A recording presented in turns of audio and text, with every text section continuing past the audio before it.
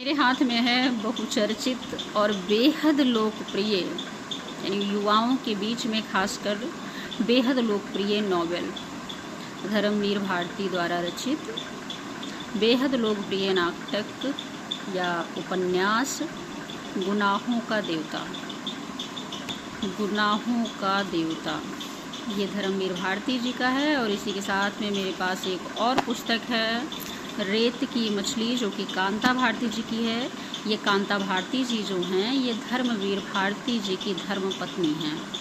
सर्वप्रथम गुनाहों का देवता ये धर्मवीर भारती द्वारा रचित जो लोकप्रिय उपन्यास है, ये 1949 में इसकी रचना धर्मवीर भारती जी द्वारा की गई और ठीक इसके 26 साल बाद 1975 में कांता भारती जी द्वारा रेत की मछली की रचना की गई। गुनाहों के देवता की जो कहानी है ठीक उसके विपरीत आपको यहाँ पे रेत की मछली में कुछ देखने को मिलेगा। प्रेम ही है दोनों में, बस प्रेम को देखने का तरीका, प्रेम को समझने का या बहुत सारी चीज़ें हैं। लेकिन अगर दोनों किताब आप पढ़ना चाहते हैं तो सजेस्ट यही करेंगे कि सर्वप्रथम आपको गुनाहों का देवता पढ़ना चाहिए, उसके बाद आपको रेत की मछली पढ़नी चाहिए। वैसे कहानी का अंत जो है गुनाहों के देवता का ये सबको झुंझला देता है। खैर कोई भी नॉवेल हो, कोई भी कहानी हो, कुछ भी हो, अंत ज़रूरी नहीं है कि सबको पसंद आए। और ये भी कह सकते हैं कि ये जो किताब है ना गुनाहों का देवता, ये एक दर्द भरी प्रेम गाथा है। अब इसे सिर्फ दर्द भरी प्रेम गाथा ही मत समझिएगा, पढ़ने के बाद बहुत सारी चीज़ें हमारे समाज से हमको रूबरू कराती हैं, हमारे अपनों से बहुत सारी चीज़ों को हम यहाँ पर देखते हैं, समझते हैं जब हम इसको पढ़ते हैं तब। और लेखक ने तो इतने सरल दृष्टांत बनाए हैं कि किरदारों से जुड़ाव सा महसूस होने लगता है।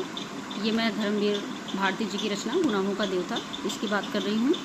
और इसके बाद जब इस नॉवेल को हम पूरा पढ़ लेते हैं, इसमें कुछ कैरेक्टर हमको बहुत अच्छे लगते हैं, कुछ के प्रति हमें गुस्सा आता है।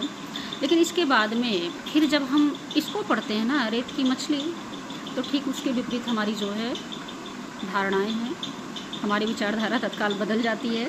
खैर पढ़ना चाहिए, पढ़ने के बाद ही समझ आएगा। ये रेत की मछली जो है ये 1975 में लिखी गई है, कांता भारती जी की रचना है। ठीक गुनाहों के देवता के विपरीत ही मानी जाती है।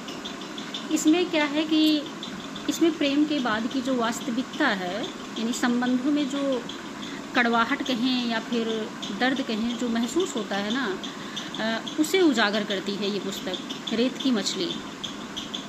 रेत की मछली जो है इसको भी गुनाहों के देवता के बाद ज़रूर पढ़ना चाहिए। और यदि आप पुस्तक पढ़ने के शौकीन हैं तो हम तो यही आग्रह करेंगे कि जब आप किताब पढ़ने के शौकीन हो तो एक बार आप गुनाहों का देवता ज़रूर पढ़िए और उसके ठीक बाद में रेत की मछली भी ज़रूर पढ़िए। खैर हमने मंगवा लिया है दोनों, इसलिए इसको शेयर कर रही हूँ। और अभी इसको पढ़ने के बाद में इसका रिव्यू भी पूरा अपलोड किया जाएगा वीडियो को फॉलो वॉच करने के लिए धन्यवाद।